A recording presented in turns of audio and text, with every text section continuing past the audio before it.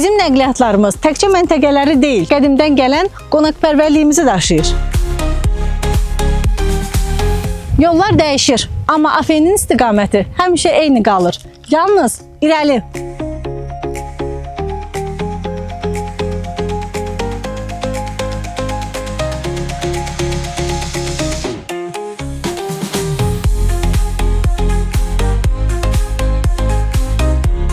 Hər bir səfər bir dastandır. Afeyn ilə bu dastanın qəhrəmanları sizsiz.